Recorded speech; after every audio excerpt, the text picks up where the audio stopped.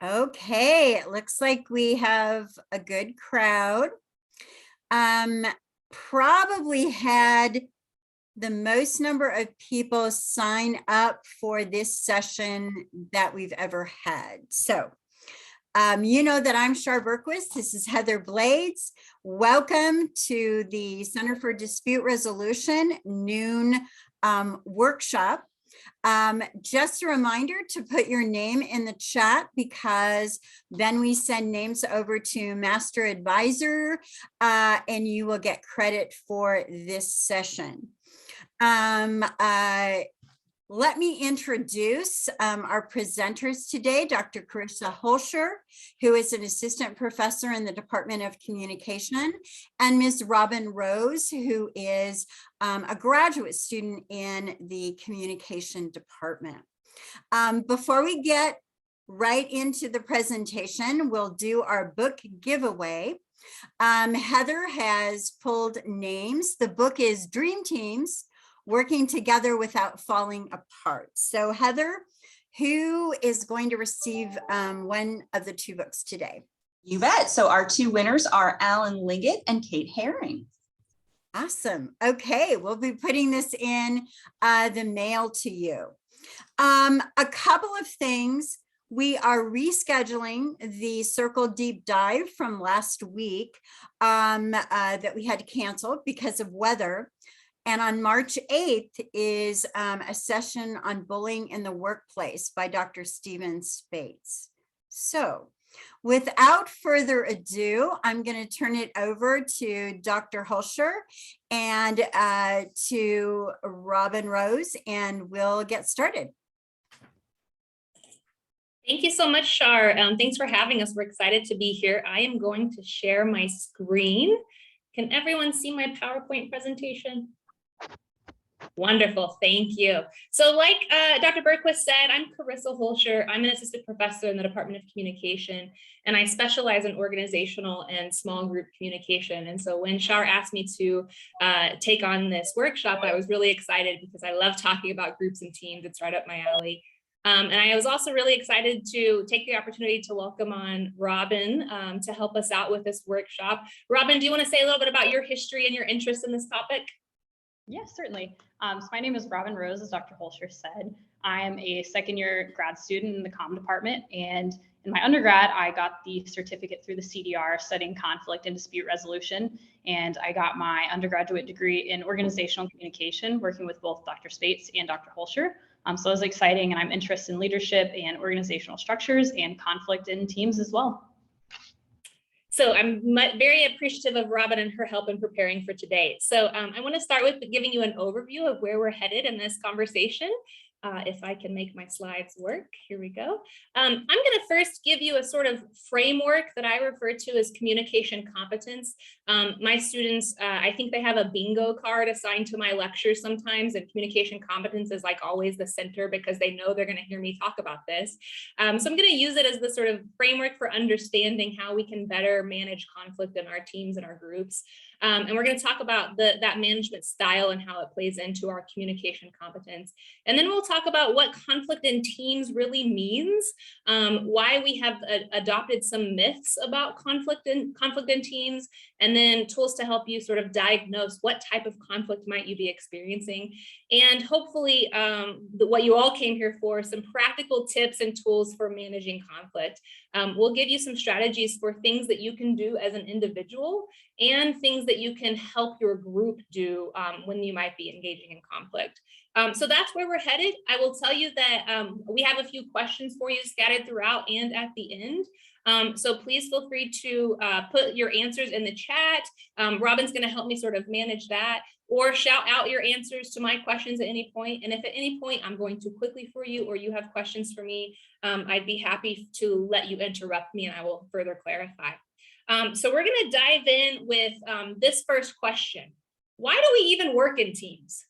If we're talking about conflict that we experience in our team-based settings, why are we even working in teams? Any thoughts here?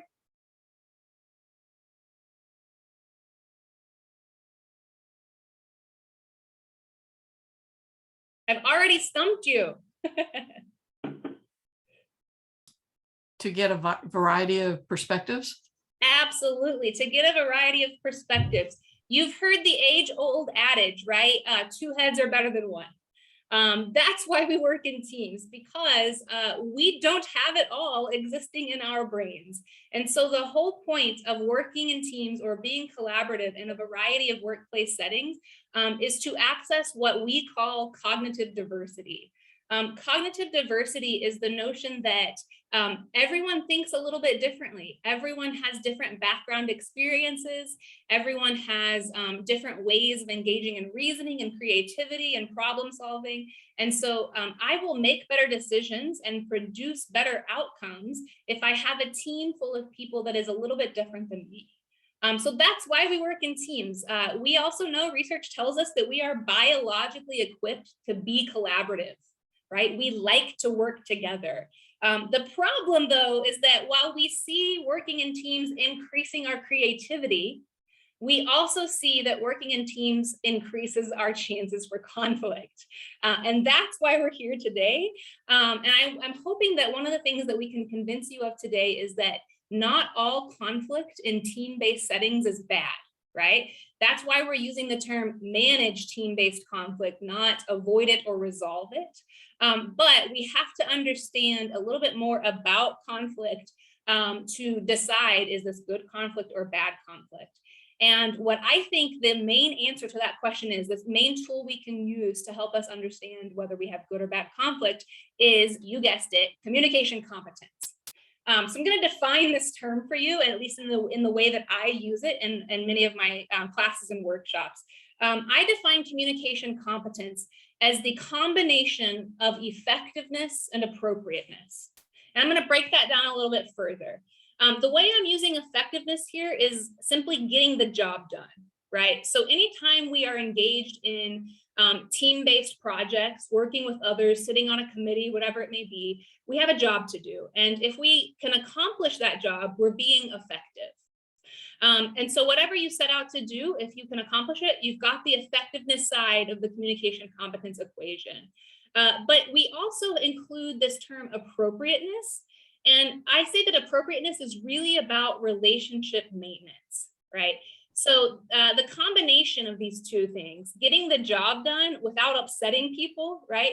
Getting the job done while building positive relationships, those two things working in tandem is what makes a competent communicator.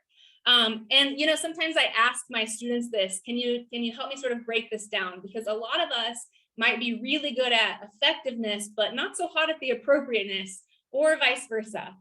So I'll give you one of the sort of questions that I use to help us make sense of this. And I think I saw my boss is on this call, so I'm sure he'll enjoy this scenario. I could go into my boss and ask for a raise, and I could do so competently, or I could do so effectively, but not appropriately. How might I ask for a raise effectively, but inappropriately? Any ideas here? And Robbyn, if you see something in the chat, let me know. How could I ask for a raise being effective, but not appropriate?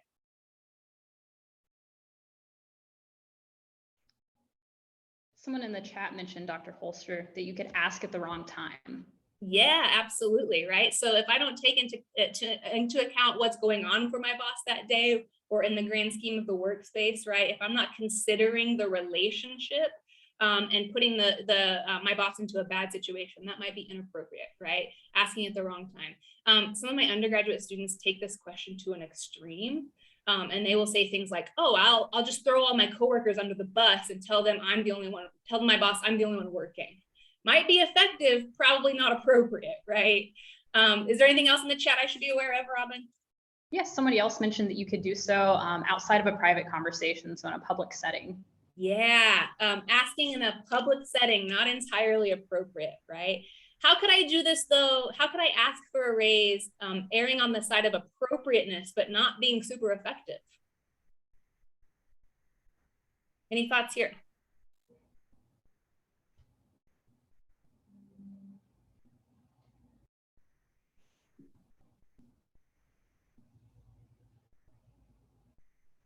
How could I ask for a raise being Very appropriate, but ineffective.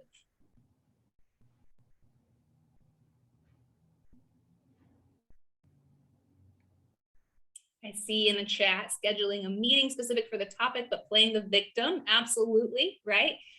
So rather than coming to the meeting with facts and logical support for your request, right? Playing the victim, getting hostile, not having statistics to back up your request, absolutely.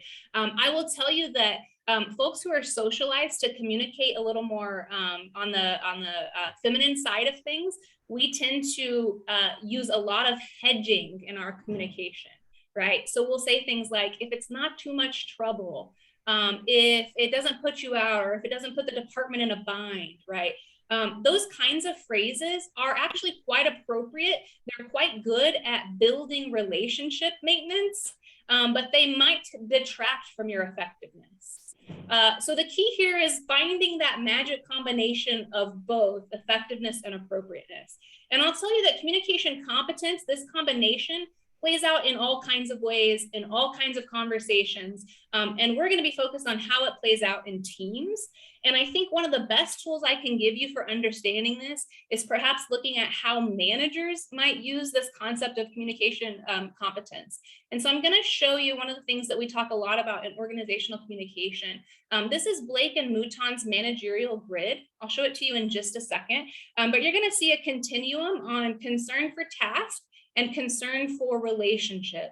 So using my definition of communication competence, consider task as effectiveness, right? Like, are we getting the job done? And consider relationship as appropriateness. Are we building good relationships? And so here is that managerial grid. And you'll see that managers tend to sort of fall on one end of these two spectrums, or they might fall in the middle of things. So if you have a manager who has high concern for task, they really want to make sure they're getting the job done, but low concern for relationship. We refer to that as authority compliance management. Some of you might have experienced this in your lives. These are folks who are very into micromanaging. They are constantly concerned with, are the tasks getting done, and very little regard with how you're doing as a person, right? On the opposite end of that, we have what Blake and Mouton call country club management. This is very low concern for task, but high concern for relationship. As you can see, that I love the way that this one's named, right? Country club management. I'm really concerned about building those relationships with you. Who cares if we get the actual work done? And then you've got impoverished management, where there's not a lot of focus either way. You've got middle of the road management. And then what Blake and Mouton would argue is the most ideal, and that is team management. That we are balancing a concern for relationship and a concern for task. And if you have a better understanding of where your manager might fall on these continuums, or where you might tend to fall, then you are going to be able to assess conflict a little bit better in those team interactions. And there's a way that you can tell where people fall on these continuums. And that is, of course, as the communication scholar, I'm going to say this, you can tell in the things that people say. Right? So if your manager says a lot of things like, how are we doing on that deadline? What's your to-do list looking like today? I've noticed that you clocked out a little early, right? If you're hearing those kinds of things, you're seeing a high concern for task. Whereas if you hear things from your manager, like, how's the family? Are you doing okay today? I've noticed that you look a little down, or you're more reserved than usual. You're seeing a high concern for relationship, right? So if you pay attention to the things that people say to you, you might get a good indicator of where they fall on that task effect relationship balance. And then you can also decide, like, where are you going to fall as well? So this is the framework we're going to use, these relationships and task continuums, to understand a little bit more about how to manage conflict in a team setting. And so to apply this, I think what we need to do is make sure that we understand what is conflict in a team-based setting. So I'm going to turn it over to Robbyn, and she's going to give you a definition of conflict from a team-based perspective. So conflict, according to Hoelscher and Wilmot in 2014, is an expressed struggle between at least two interdependent parties who perceive incompatible goals, scarce resources, and interference from others in achieving their goals. What stands out to you all in this definition? Are there any particular components that you think are important here?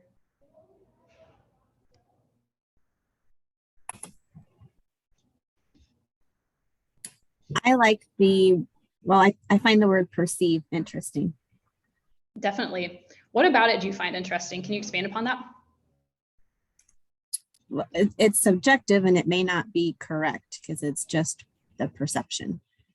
Exactly. And I see in the chat, we have some people saying interdependent and incompatible, which are all very important. And so this definition that we're provided with seems kind of negative at its face. And if we're talking about how conflict is not inherently negative, and this whole talk is about reframing it to managing conflict instead of avoiding conflict, this definition we're providing seems inherently rather negative because of words like interdependence and incompatible. But I want to know, given this seemingly negative definition, how can conflict actually be positive?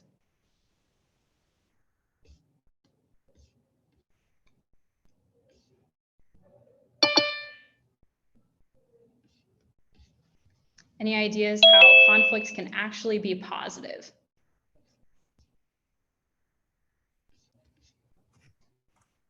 It can raise awareness to things that we didn't know were happening or problematic. Exactly. I see in the chat as well, you can get a better solution because you are having those conversations that are necessary, certainly.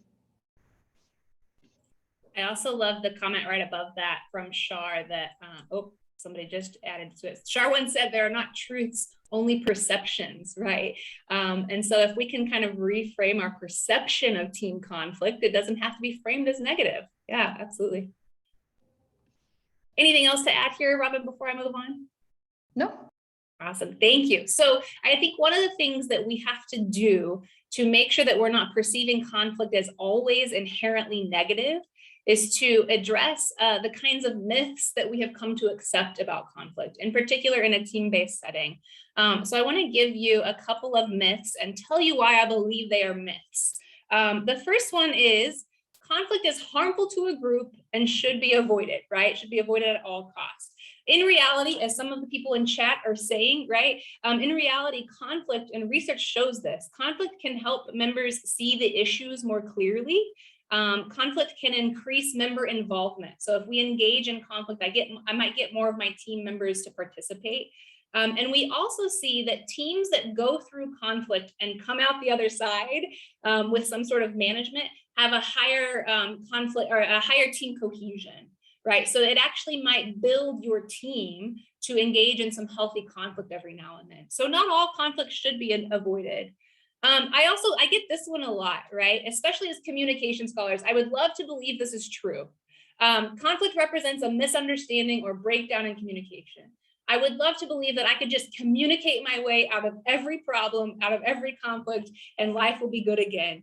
But we simply know that some conflicts cannot be communicated their way out of, right? Some conflicts over values, over goals, over morality, over access to resources. These are conflicts where we're simply not going to come to a resolution, and we might have to learn to live with them. And that is especially true in a team-based setting where team members are going to have to continue to work together, even in spite of conflicting values, attitudes, opinions. So it's not always, unfortunately, about just better communication. Sometimes it's about learning to live with that disagreement. And then lastly, we sometimes tend to believe that conflicts can be resolved if we're simply willing to discuss the issues. But again, some of those conflicts over values and goals, they might not ever be resolvable. And so while it is good to discuss the issues, to come to clarity in terms of where we stand, I think that focus on resolution can sometimes be problematic, which is again why we have to focus on learning to manage our conflicts rather than overcome them or avoid them at all costs. And the best thing that you can do to learn to manage your conflict is to determine what kind of conflict do you really have. So I'm going to turn it back over to Robbyn to tell you about types of team conflict. And while she's doing this, I would encourage you to think about the definition of communication competence and how effectiveness and appropriateness comes into play here. Certainly. So there are 3 types of team conflicts that we can encounter. The first type is task conflict. Task conflict is all about our ideas, the information we have, and different reasoning that we might be encountering. It's all about the what. And it's substantive or intrinsic, meaning it's about the thing itself. It's not necessarily about another person or process. It's all about what's going on with the actual task that we're encountering. And the next kind we have is relational conflict. And this one is the big mamma jamma. It gets us in trouble a lot of time. So it's about the who, it's about other people. And when we're interacting in teams, which is all that we're talking about today, you have to encounter and work with other people. And it's often for the benefit of whatever outcome or project that you're working on.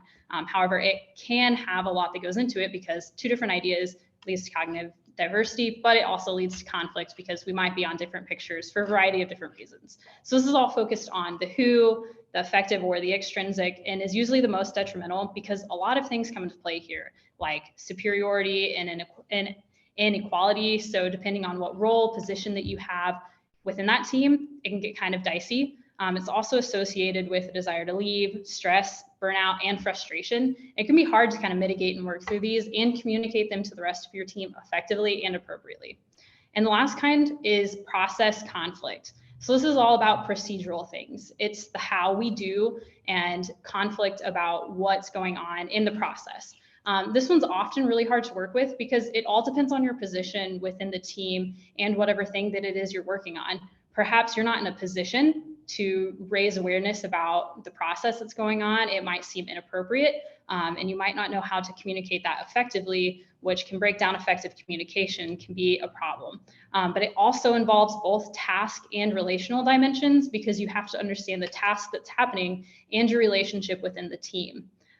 So I want to ask you guys all this question. How does determining what type or the root of conflict, so what different type of conflict we're dealing with, how does that help us to engage in competent communication? So again, how does understanding what type of conflict we're dealing with help us to engage in effective communication?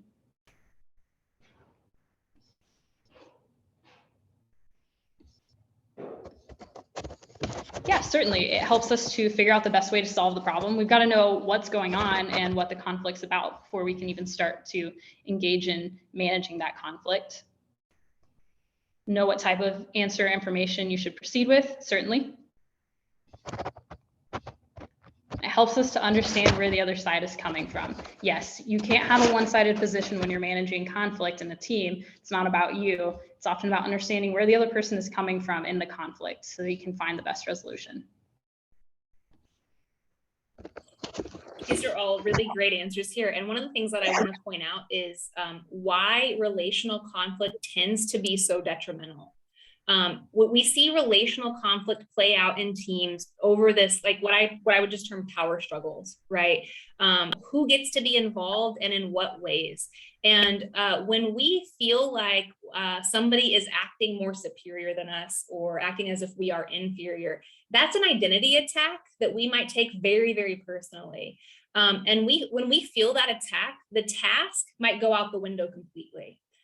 So I might stop caring about the task of the team when I feel attacked, which is why it can be so detrimental.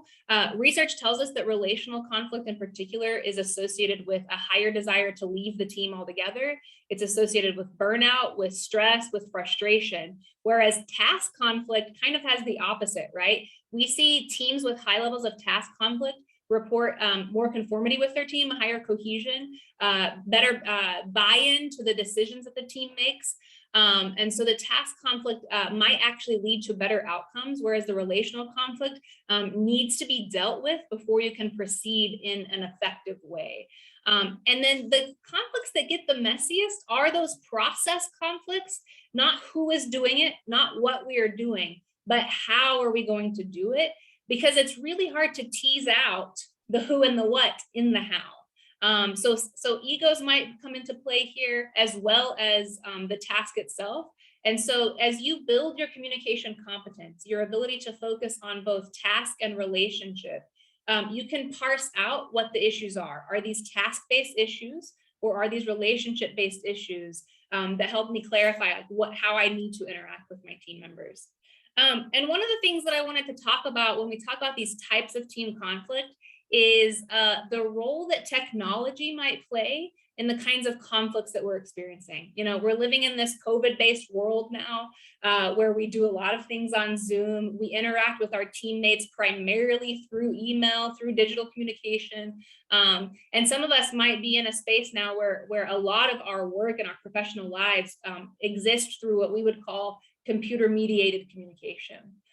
So I'm curious, when we look at research, we know that we see different types of conflict play out more often in computer-mediated situations, through email, through Zoom, through text messages, than we do in face-to-face situations. So in one of these environments, we see primarily procedural and task conflict. In one of these environments, we see primarily procedural and relational conflict. If you had to guess which of these two sort of Venn diagrams represents the one where technology is coming into play, which one represents computer-mediated communication?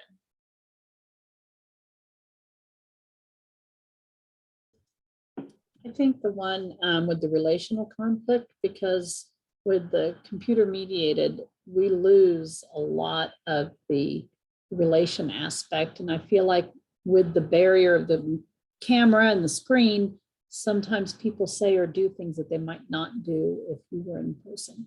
Absolutely. Katie hit the nail on the head here, right? Research tells us time and time again that groups that engage primarily in face-to-face communication will report procedural and task conflict.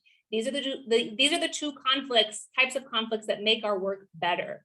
But groups that engage primarily in computer-mediated communication report more relational conflict, the most detrimental type of conflict.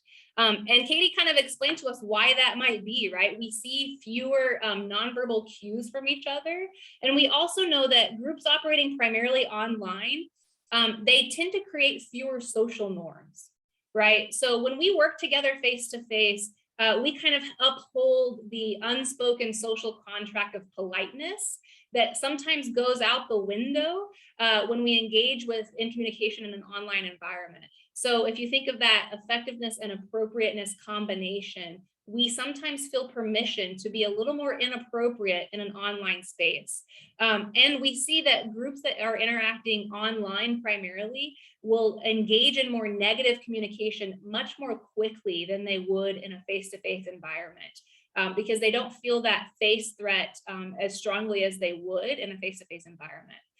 So that's not to say that all technology is bad and you should avoid it at all costs. Dr. Berquist and I were just talking about how valuable Zoom has been for this workshop series, right? It's not that technology is bad, but you have to be aware of how and why technology will influence the communication competence you're able to engage with in those team-based settings. So if you know you're relying heavily on technology, my advice to you is focus on relationship maintenance when and where you can to help avoid those relational conflicts. And now one of the things that we really wanted to focus on today is giving you actual tools for managing team conflict. So we're going to give you a series of sort of tips, strategies, resources for engaging in managing team-based conflict. We're going to first talk about things that you can do as an individual. These are tips regardless of your status in your group, regardless of whether or not you're the manager or the boss. And then we'll focus on things that you can do at the group level, things that you can get the whole team engaged in to try to manage that conflict and make the conflict productive rather than negative. And so we're going to start with those individual level tools, and I'm going to turn it back over to Robbyn to share a few of these with you.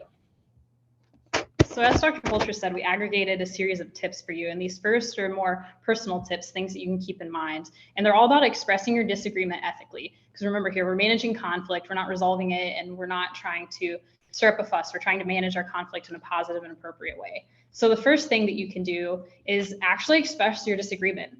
Withholding information is in no way, shape, or form helpful and doesn't move any productive conversations forward. And the longer that you keep that disagreement inside, the more it festers and the more that you're likely to talk about things in an inappropriate and ineffective manner. And more likely you are to bring up some relational conflict because of how you express your disagreement or things that you're unhappy with. The second we have is do it in a timely manner. You need to express this conflict as soon as you can, appropriately manage your emotions as you're talking about it. And you need to make sure that you don't do it near a deadline. The longer you wait and the closer to the end of whatever project or thing that you're working on, that you express the conflict, the more likely it is to be messy, because you're bringing in a lot of task components because there's a crunch for time there. So if you give yourself plenty of time to work through this conflict, you're more likely to overcome it and to manage it in an appropriate and effective manner. And the third we have is use sensitivity towards other. So this is about that appropriateness when we talk about effective communication. Be neutral, don't attack the other person, don't attack people. Let's talk instead about ideas, about concepts, and whatever task it is that we're working on. You can have more positive conversation when you're talking about the what than the who. And then the fourth one that we have is react to others' disagreements with a spirit of inquiry, not defensiveness. So here we're trying to find positive solutions, and we're trying to manage the conflict. So we don't need to attack the other person, and we don't need to be defensive, because that doesn't encourage other people to express their ideas when we're incredibly defensive about our own positions. We need to make sure that we ask for positive criticisms. We need to ask and listen actively, and we need to ask for clarification in whatever things it is that we're dealing with. So these are some things that you can do for yourself to better express and manage conflicts, but there's also some things that you can do to maximize your chance to influence the group in general. I'll throw it back over to Dr. Hoelscher. So this is one of the areas that I have gotten a little bit fascinated by in terms of research on group-based conflict. We see a lot of communication scholars studying when a group is engaged in conflict, who tends to have the most influence in deciding how the conflict is managed and resolved. And the research tells us that there are a few things that are, I think, good indicators here, right? There are three things that tend to correlate to who has the most influence. The first one is people with expertise. That's comforting to me, right? Like if somebody has expertise and they're joining the team-based conflict, I'm all for that. That's good to me. The second one is job status. This makes sense. We live in a hierarchical society. So people who have more power and authority in a team-based setting are likely to have more influence when the team is engaged in conflict. The third one totally bums me out. The third thing that correlates to who has influence in group conflict is attractiveness. So we are basically inherently pretty shallow, right? So if we rate somebody as attractive, either physically or interpersonally, we might be more influenced by them when they are engaged in a team-based conflict. The good news is, if you don't have any of those three things going for you, there are other things that you can do to maximize your influence in the group. And Robbyn's going to walk you through those as well. So the first thing that you can do if you don't possess any of those three things are to first manage your emotions. This is super important anytime you're engaging in any type of conflict, be in a workplace setting or even in a personal setting. You need to be aware of your emotions, especially negative emotions. Those can really interfere with how you're communicating with other people and how you're expressing what's going on. A lot of times we get caught up in how we're feeling about the thing and not really talking about the problem itself. So you need to do a few things first. You need to take a deep breath. You need to give yourself some self-talk and attend to your nonverbals. Oftentimes nonverbals give us away. It's about 97% of our communication that we engage in. So be very mindful of how you're communicating with others. You might be saying words that are positive or trying to positively express your own emotions, but your nonverbals might give you away. So try to attend to those fairly well. Also, don't gunny sack and avoid those personal attacks. They're not going to get you anywhere, and they're not going to enhance any communication that you have with your team. The second one is to disclose your feelings and acknowledge others' feelings. This means that you have to attend to both what's going on, what's the task, and you have to attend to the relationship maintenance here. So you need to express your own feeling, but like we talked about earlier, you have to also acknowledge that your own perspective is not the sole thing going into this situation. You need to acknowledge how others might feel. Perhaps you're rising a problem with how a plan is being played out. Perhaps it was a partner in your team's plan, and so you might have to be very mindful about how they might engage their feelings and their own relationship maintenance, and how they might try to save face if you do draw a problem with something that's going on. Perhaps it was their idea, so on and so forth. The third thing we have is return to the issue of concern. So always make sure that you're talking about the issue itself. Don't get lost in the things around it. Try to maintain face and talk specifically about the content and the issue at hand. And then lastly, make sure that your arguments are of high quality and consistent. If you don't have a high quality and consistent argument to bring when you're in a place of conflict, it's one, not going to get you anywhere, and two, it's not really appropriate. If you haven't thought through, it's not really worth raising that issue. And if you're not willing to engage politely and positively in conversation with other people and come to consensus about ideas that are quality and consistency, then they're not really going to get you anywhere. So moving from here, we need to discuss some principled negotiation things that we can do, help us. These are ways that we can actually talk through the conflict and manage the conflict about what's going on. So we have 4 things that we can do to engage in cooperative and interest-based conflict management. The first thing that we have is to separate the person from the problem. So avoid enemy language and keep in mind you're in a team here, so you're all trying to come to consensus and to a positive outcome together. It's not a one-man show. So make sure that you separate the problem and the person. And don't attack the person, talk about the problem at hand. The next one is focus on interests, not on positions. Dr. Hoelscher has a really good example for this one that can kind of elaborate what we're talking about here. So when I talk about this strategy for principled negotiation, and by the way, we have now transitioned from the things you can do as an individual to the things that we can do at the group level, right, to help address some of these conflicts. But this idea of focusing on interests rather than positions is really important in terms of getting the group to find the common ground. So one of the examples that I often use in my classrooms and on a campus-based setting is, let's say that the library or the union, they're investigating whether or not they should maybe extend their hours. Okay, so the folks who work in these spaces, they're arguing as a team, should we extend our hours? And we have a camp that says, yeah, absolutely, we need to extend our hours so that we can better serve students. Right? And then we have a camp that says, absolutely not, extending our hours is just going to cost us more money or take away from my personal time, away from my job.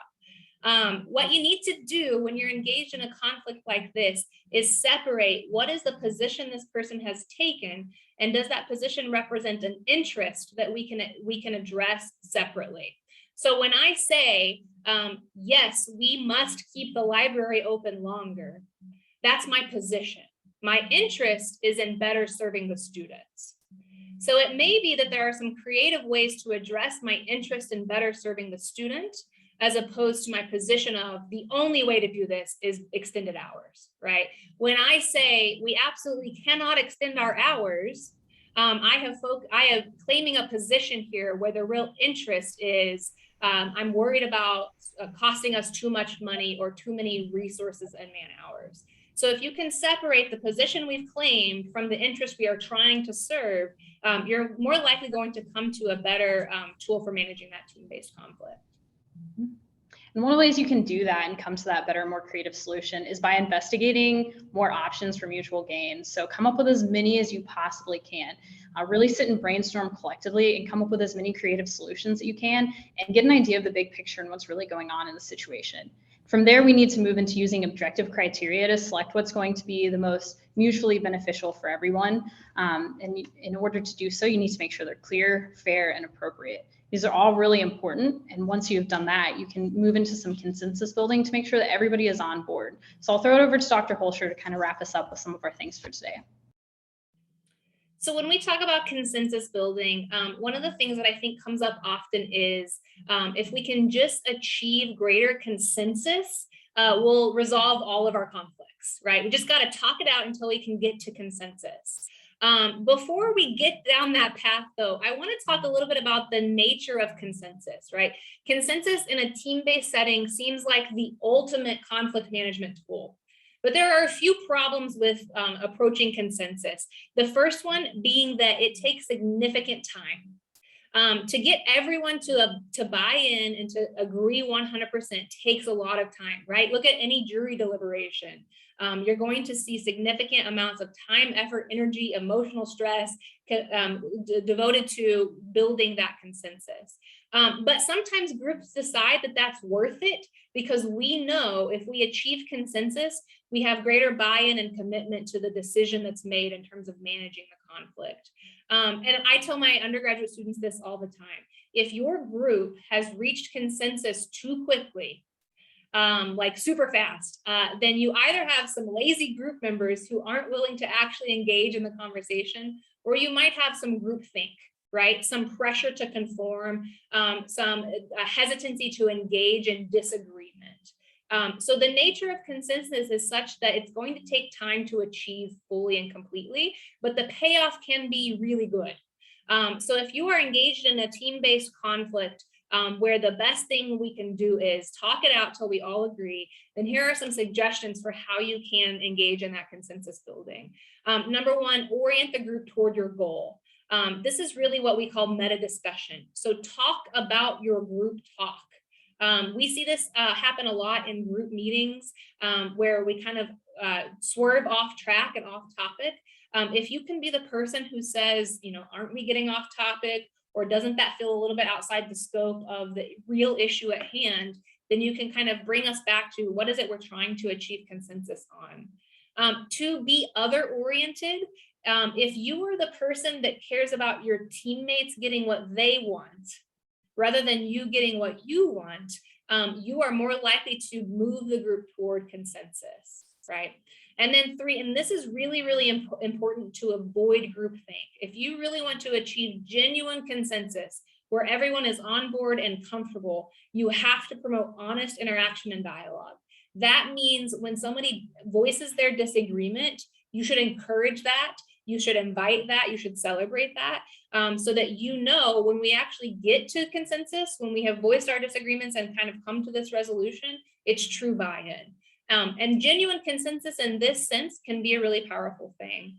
Now, again, not all conflicts, not all team-based conflicts will end in consensus. Every team is different, every workspace is different, and there are some decisions that have to be made where it's simply majority rules or the boss says so, so we're doing it. But when you use consensus, you have built-in buy-in that can be a good thing for your team.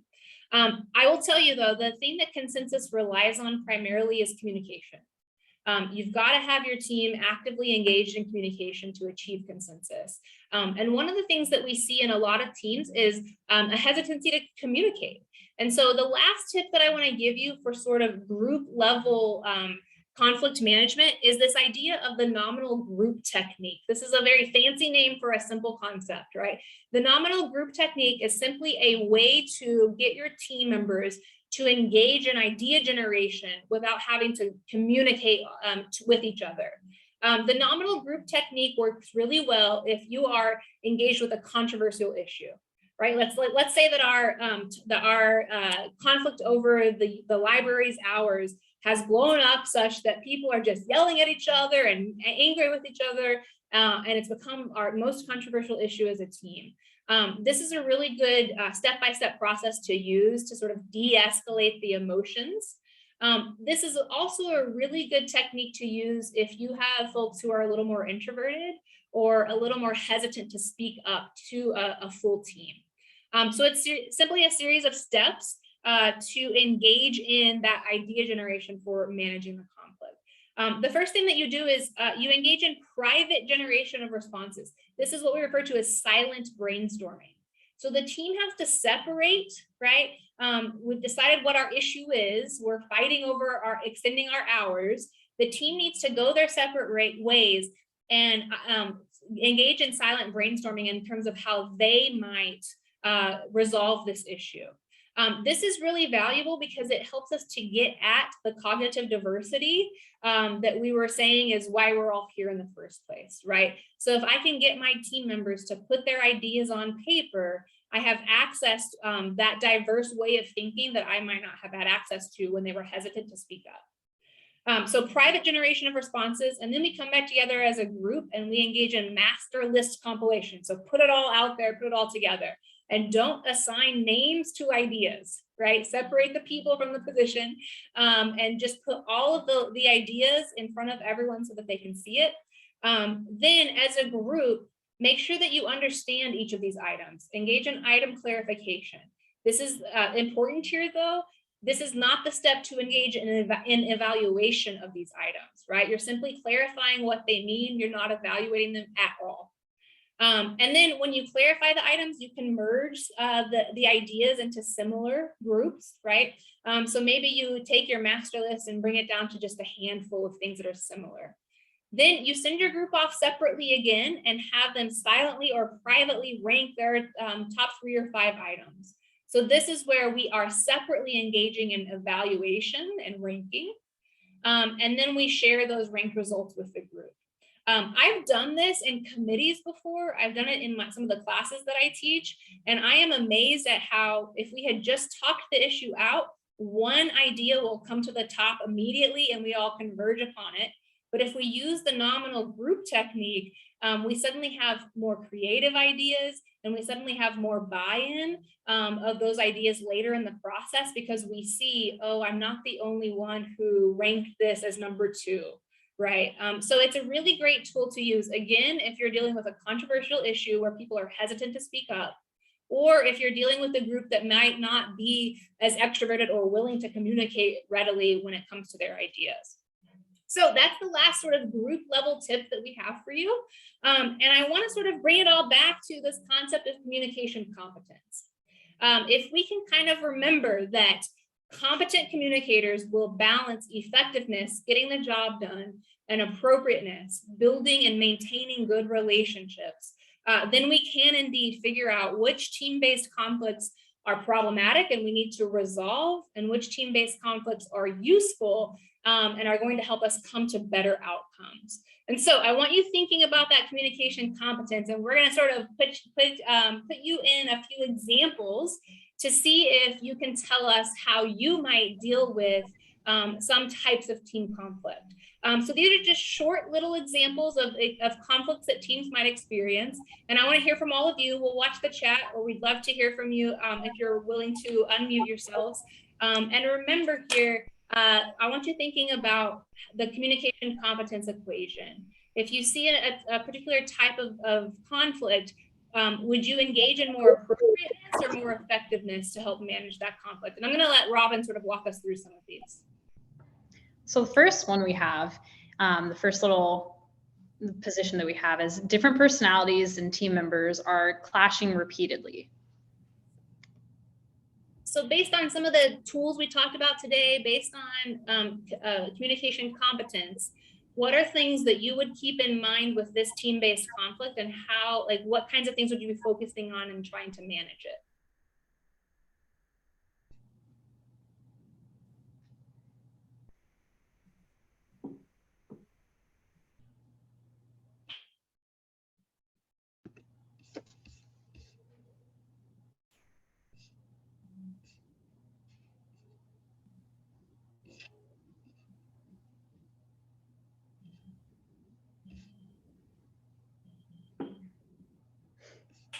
Not everybody at once. Come on, guys.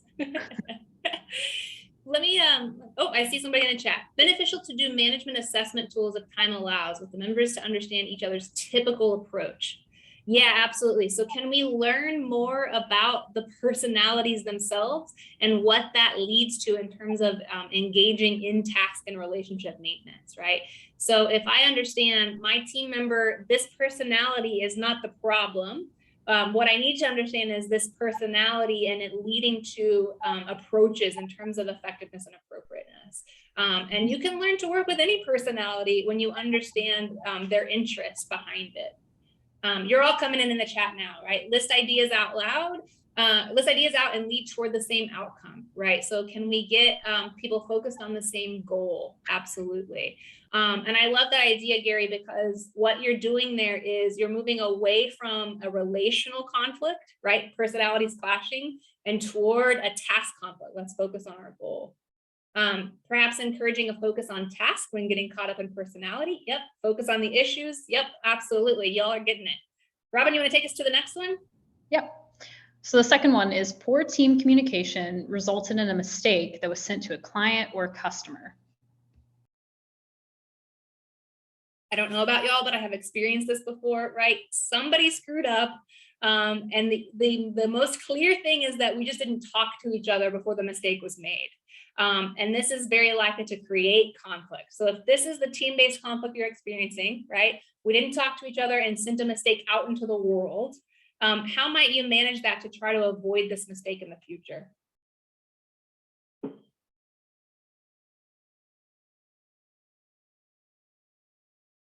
Acknowledge the problem, work on the process so it doesn't happen again. Yes.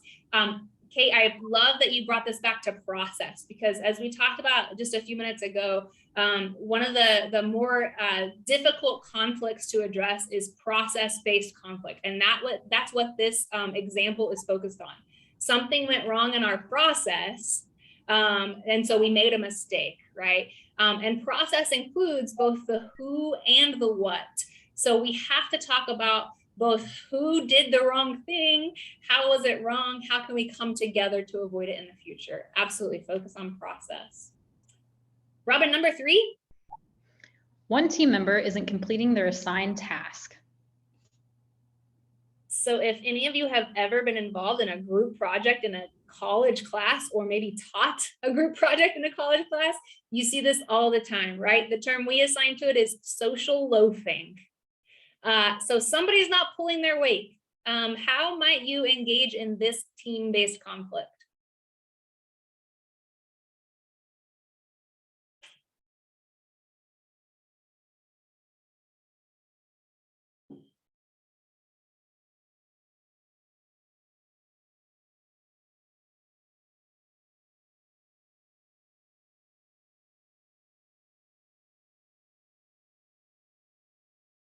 I'm assuming somebody is typing a really great response. I'm going to give y'all time to do that. But while you're doing that, I will tell you what not to do. And this is what I see undergraduate students do all the time, right?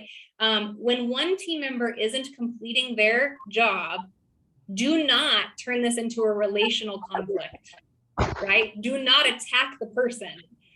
Make it about the task, right? So err on the side of effectiveness rather than inappropriateness.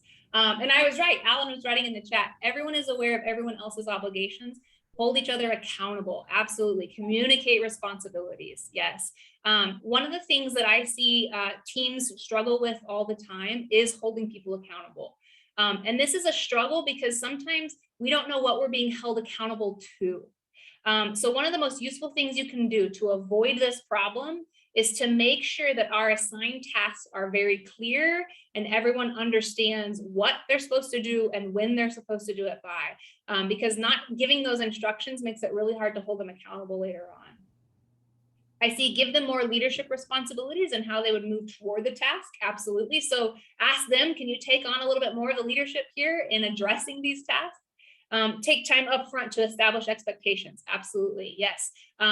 One of the things that teams tend to do is just divvy out tasks and everybody goes on their separate ways. We have to make sure that we establish expectations about those tasks. Effective communication, that side of effectiveness versus appropriateness, effective communication doesn't just mean talk about the task, right? It means making sure that everyone has clarity on the task itself. Robbyn, you want to move us to number 4? Certainly. 4th one is a team member has been accused of harassing another team member. So this one's difficult. This one gets messy. Here's a challenge I want to give you first. What type of conflict do you think this is? Is this task, relational, or procedural?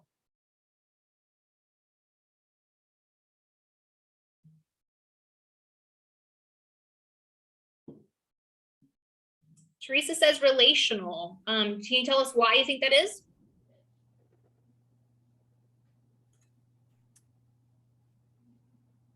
I guess I just associate harassment with things that tend to be more personal in nature. And I guess you could be harassing by picking at someone for not following a process. Yeah. Absolutely. I would answer this question in the same way. I would say it's relational, but one of the things that it is helpful to understand is how harassment is often occurring when a task conflict has been turned into a relational conflict, or when a procedural conflict has been turned into a relational conflict, right? So this is oftentimes a productive type of conflict that someone is not managing well, and it has been escalated to harassment, which is not productive in any way, problematic, and as Gary says, should be addressed through HR, right? We've got resources put in place, especially at our institution, in terms of how to manage harassment at that level.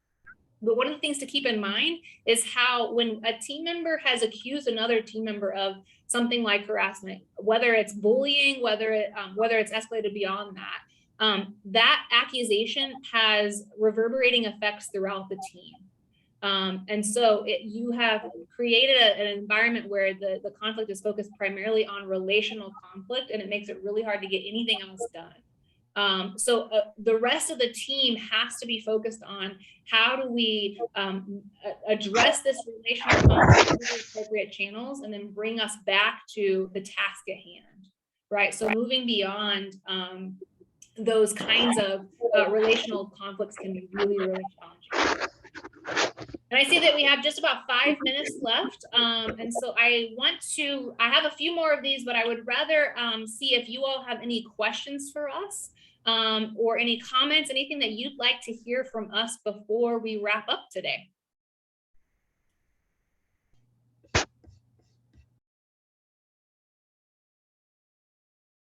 Found your statement that resolution is not always an option. So hadn't thought of that before, and would love if you have any thoughts on how you come to terms with that and how you know when resolution is off the table and we're just gonna move forward as healthy as we can. Teresa, I love this question. Thank you so much. This is one of the most difficult things to come to terms with, particularly if you tend to be a conflict avoidant person, right? If you are a conflict avoidant, if conflict naturally makes you uncomfortable, number one, you're not alone. That's most of us, right? But when you're a conflict avoidant, then you tend to look toward conflict resolution always, right? Let's just get this thing resolved as quickly as possible rather than management. And conflict management requires developing the ability to be comfortable with your discomfort in the conflict, right? So I would tell you first, think about that. Think about, am I moving toward resolution rather than management just because I'm uncomfortable? And then I would tell you, can you really dig in on the type of conflict that you're experiencing? If you're experiencing a relational conflict, work to resolve it. Relational conflict is harmful to the team. It makes people feel stressed, feel burnt out, feel displeased with their work. So work to resolve relational conflict. But if it is a task-based conflict, what are we doing? Or a process-based conflict, how are we doing it? Then work on managing that conflict so that the conflict itself produces better results. So if you have a team-based discussion and you're engaged in idea generation, we tend to sort of converge upon the first idea that people throw out there. In the organizational communication literature, we call that satisficing, being satisfied with the first idea that comes along that will suffice. Here's the problem with that, right? It's not ideal. It's not the best idea we could come up with. So if you invite conflict on your idea, with your idea, then that task-based conflict is going to produce better outcomes. But again, you have to sort of balance the effectiveness and appropriateness to make sure that the conflict itself is still productive and good rather than turning into harmful. Thanks so much for that question. Other questions or thoughts? Shar, I see that you have unmuted yourself, and I think that means we are out of time. So I'm going to turn it back over to you. Thank you all so much for having us. Feel free to reach out to us with any other questions, comments, feedback. And Shar, I will turn it over to you. This was outstanding, Carrisa and Robbyn. I learned a lot from this. For everyone here, thank you so much. We hope to see you on March 8th for bullying. And we'll be sending out the recording of this session. So have a great afternoon. Thanks.